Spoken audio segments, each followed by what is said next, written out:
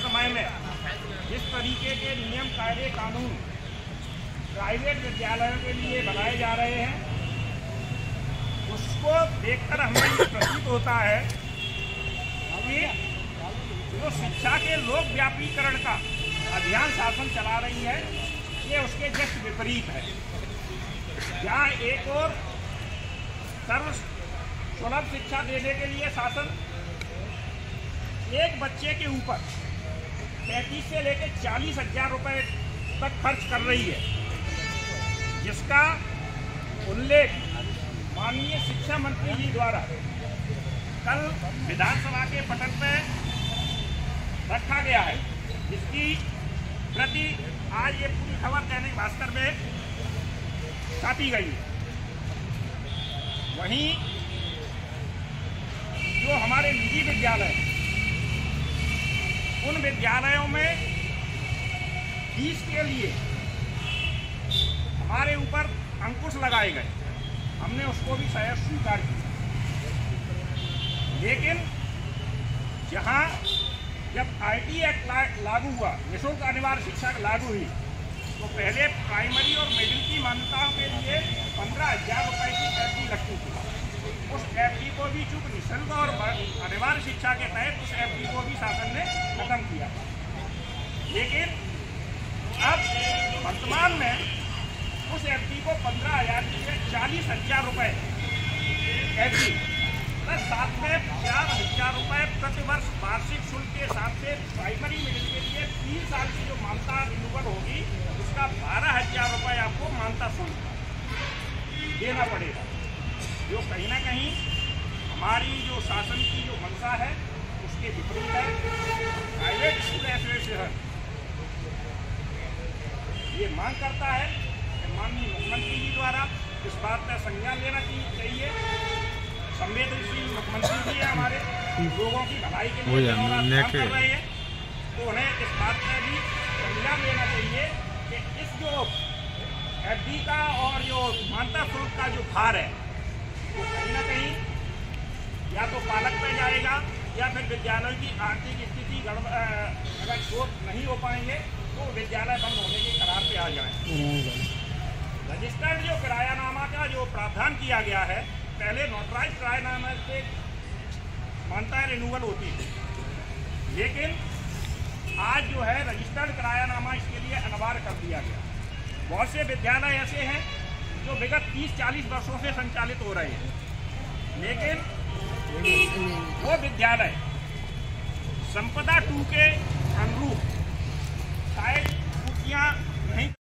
एक और शासन शिक्षा को बढ़ावा देने के लिए जगह जगह विद्यालय खोलने के प्रयास कर रही है, और दूसरी ओर ऐसी नीतियाँ बना के जो विद्यालय पूर्व से संचालित हो रहे हैं उन विद्यालयों को बंद करने का प्रयास किया जा रहा है। तो हमारी ये मांग है माननीय मुख्यमंत्री जी से, इस रजिस्टर्ड किरायानामा को समाप्त कर जो नोटराइज किरायानामा पहले से लागू था उसी के अनुसार कम से कम अभी आप जब तक हमें समय नहीं मिलता है, मान्यता की अंतिम तारीख 20 नवंबर है और 1 नवंबर से आपने व्यवस्थाएं चेंज की, इतनी जल्दी ये सारी चीज़ें संभव नहीं है।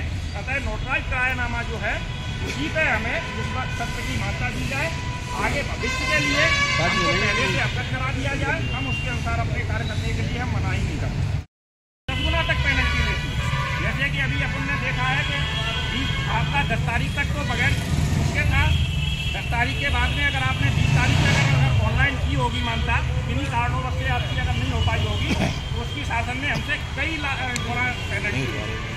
फीस अध्यादेश के तहत हमने जब अपना फीस का सबमिट किया, पिछले सत्रों का 5-6 वर्ष का पुराना रिकॉर्ड मांगा, अध्यादेश आया उस कोरोना काल में जहां पूरी दुनिया तितर बितर थी, उसके बीच में अध्यादेश आया। जैसे ही द्वारा से पुनः स्कूल एक खड़े होने का प्रयास कर रहे थे, तब तक इस तरीके का एक नया कानून लाकर एक तब से चालू कर दिया गया। इन्हीं कारणों से हमारे कुछ साथियों ने समय पे उसको ऑनलाइन नहीं कर पाया, तो उसकी इन्होंने 5 गुना पेनल्टी दी। 1,000 रुपये तो एक तो हिसाब भी देना था हमको, उसका 1,000 रुपये शुल्क भी देना था, लेकिन अगर हम थोड़े से लेट हो गए तो वही जो 1,000 वाला शुल्क था वो 1,000 प्लस 5,000 किया। जबकि हमारा जो RTE का भुगतान है वो ये वर्षों तक लंबित रखते हैं। उस पर इन्होंने आज तक कोई भी एक पैसे का हमको अतिरिक्त लाभ नहीं दिया। तो ये कहीं ना कहीं शासन की दोहरी नीति को परिभाषित करता है। तो प्राइवेट स्कूल एसोसिएशन के RTE का पेमेंट हमारा समय से किया जाए, तो अगर विलम्ब से किया जाता है तो इस पर जिस तरीके से हमारे ऊपर लेट पेनल्टी लगती है उसी तरीके से शासन भी हमको लेट पेनल्टी के रूप में हमारा भुगतान 15 वर्ष थी माननीय सुप्रीम कोर्ट के निर्णय के अनुसार उसको 12 वर्ष किया गया है। इससे भी कहीं ना कहीं अचानक से जो व्यवस्था है वो गड़बड़ा जाएगी, क्योंकि 3 वर्ष का अंतराल बहुत अधिक होता है और अन्य जो हमारे वाहन हैं उनकी वैलिडिटी 15 साल तक RTO कार्यालय से जारी रहती है। उनमें भी लोग परिवहन करते हैं। हालांकि बच्चे का मुद्दा है, संवेदनशील मुद्दा है, उनकी सुरक्षा के साथ में हम किसी भी प्रकार की कोताही नहीं बरतना चाहते, लेकिन फिर भी जो विद्यालय की बसें हैं उनका जो टर्न होता है वो मुश्किल से एक दिन में 20-50 किलोमीटर का होता है, जब अन्य जो परिवहन है वो एक दिन में हजारों किलोमीटर की यात्रा तय करते हैं। तो जब 15 वर्ष तक उनमें अगर सुरक्षित अगर वो रह सकते हैं तो फिर ये परिवहन के लिए 12 वर्ष क्यों किया गया है? क्योंकि माननीय उच्च न्यायालय का भी आदेश है, उसके पालन के लिए हम है, लेकिन शासन से हम ये मांग करते हैं कि वो इसके लिए कोई एक कानून लाए और ये हमारी जो बसों की जो समय सीमा है उसको पुनः 15 वर्ष किया जाए। यहाँ धरना प्रदर्शन चल रहा है, क्या है पूरा मामला? आज प्राइवेट स्कूल एसोसिएशन के प्रदेश नेतृत्व के आह्वान पर पूरे प्रदेश में प्राइवेट स्कूल एसोसिएशन द्वारा हर जिले में धरना प्रदर्शन किया गया है, जिसमें हमारी कुछ मांगें हैं। उसमें प्रमुख रूप से अभी जो मांग है वो ये है कि मान्यता के नवीनीकरण में से रजिस्टर्ड किरायानामा को तुरंत समाप्त किया जाए तथा जो FDR की व्यवस्था 5वीं 8वीं की परीक्षा मान्यता के लिए की गई है उसको तुरंत समाप्त किया।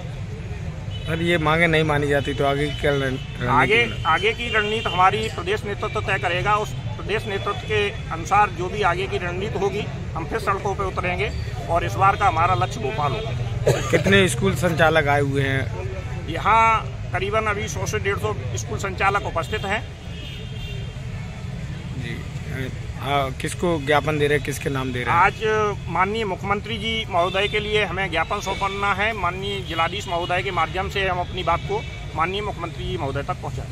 आप क्या पद रखते हैं इस संगठन में? Awadhesh Kumar Sharma, private school association जिला अध्यक्ष।